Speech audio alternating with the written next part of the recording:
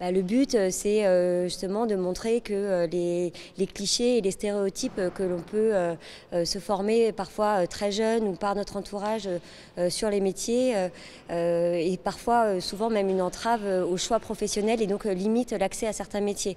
Que ça soit, par exemple, il y a des chiffres très forts, les métiers de la petite enfance, le secteur médical, il y a parfois entre 1 et 3% d'hommes sur ces professions.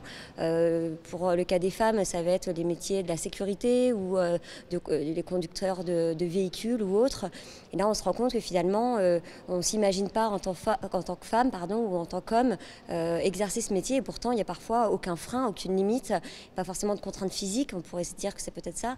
Et finalement, c'est juste une image du métier. Je n'ai pas conditionné les gens ni à comment s'habiller, ni où les mettre en situation.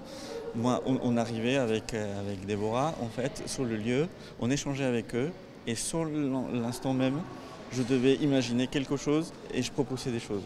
J'ai beaucoup aimé le témoignage de Myriam, qui est chef d'entreprise. En fait, elle gère seule 2 entreprises.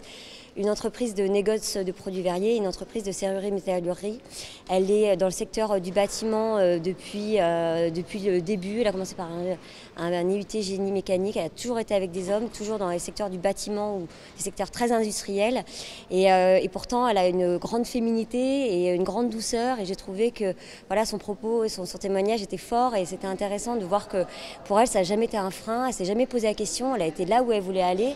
Et je trouvais que c'était vraiment intéressant à mettre en avant.